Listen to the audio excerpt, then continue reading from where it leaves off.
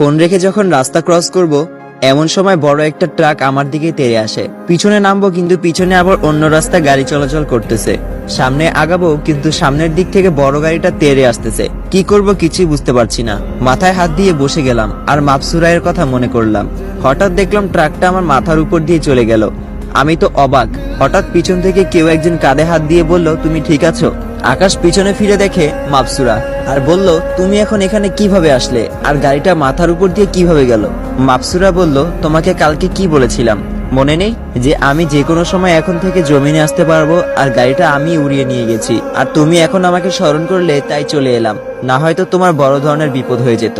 আকাশ বলল, ও হ্যাঁ, আশেপাশে দেখতে লাগলাম সবাই তো স্বাভাবিক, কেউ এদিকে তাকাচ্ছেও না, কিন্তু এত বড় একটা গাড়ি যে মাথার উপর দিয়ে অস্বাভাবিক ভাবে চলে গেল, কারোর চোখে কি পড়ে নাই? মাথায় কিছু কাজ করছে না। মাপসুরা বলল, চিন্তার কোনো কারণ নেই, তুমি যা দেখছো তা আর কেউ দেখেনি। আকাশ বলল, এবার বুঝলাম মানুষ কেন স্বাভাবিক। মাপসুরা বলল, আচ্ছা তুমি কোথায় যাচ্ছ? আকাশ বলল, সাজ্জাদ ফোন করে কেন জানি আসতে বলেছে। মাপসুরা বলল, চলো আমিও তোমার সাথে যাব। আকাশ বলল, কি?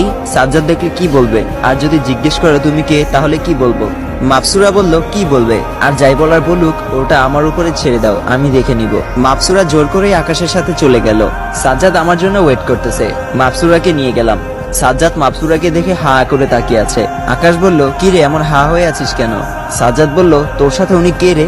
আকাশ বলল, আরে তেমন কেউ না। মাপসুরা বলল, এই তেমন কেউ না মানে? আমি তোমার গার্লফ্রেন্ড, এটা বলতে এত লজ্জা কোথায়? সাজ্জাদ আমার দিকে রাগি লুকিয়ে তাকিয়ে আছে। আকাশ ভাবতেছে মাপসুরা কি বলতেছে এসব উল্টাপাল্টা, সাজ্জাদ বান্দরটা আমাকে কেলাবে। সাজ্জাদ বলল, আকাশ একটু সাইডে এত কথা আছে। তারপর সাইডে গেলাম। সাজ্জাদ বলল, কি রে তুই রিলেশন করিস, আমাকে একটাবার জানাইলিও না? আরে তেমন কিছু না। সাজ্জাদ বলল, এখন তো বলবি ধরা যে খেয়েছিস। আচ্ছা আকাশ, এত সুন্দর জিনিস তুই কোথায় পেলি রে? আকাশ বলল, তোরে বলবো না সবকিছু খুলে, এখন চল। সাজ্জাদ বলল, চল রেস্টুরেন্টে বসবো। তারপর তিনজন মিলে রেস্টুরেন্টে বসলাম। আকাশ বলল, আচ্ছা কিরে এত জরুরি তলব করে ডাকলি, কারণ কি? সাজ্জাদ বলল, দোস্ত আমার চাকরি হয়ে গেছে। আকাশ বলল, কি বলিস কি? সাজ্জাদ বলল, হ্যাঁ রে, চাকরি হওয়ার পরেই তোকে ফোন দিলাম, বাসায়ও যাই নাই এখনো। তারপর তিনজন মিলে রেস্টুরেন্টে খেয়ে চলে এলাম। সাজ্জাদ চলে গেল, আমি আর মাপসুরা গাড়ি করে আমার কাজের দিকে যাইতেছি। দুজনে রিক্সায় বসে আছি। আচ্ছা মাপসুরা, তখন তুমি সাজ্জাদকে কি সব উল্টাপাল্টা বললে, তুমি আমার গার্লফ্রেন্ড? মাপসুরা বলল, ভুল কোথায় বলেছি, আমি তোমার গার্লফ্রেন্ডই তো, আর আমি তোমাকে ভালোবাসি। আকাশ বলল, কি?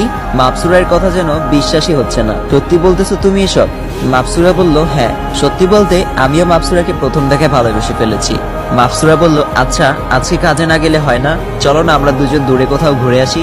আকাশ বলল, মাপসুরা কাজে যেতেই হবে, না হয় রাতের খাবার জুটবে না কপালে। মাপসুরা বলল, আচ্ছা দাঁড়াও, তোমার কাজ আমি করে দিচ্ছি। তারপর মাপসুরা ওর কোমর থেকে একটা লাঠি বের করে ঘুরালো। আমার দোকানে গিয়ে দেখি সব কাজ কমপ্লিট। মালিক বলল, কাজ শেষ, কমপ্লিট, আজকে ছুটি।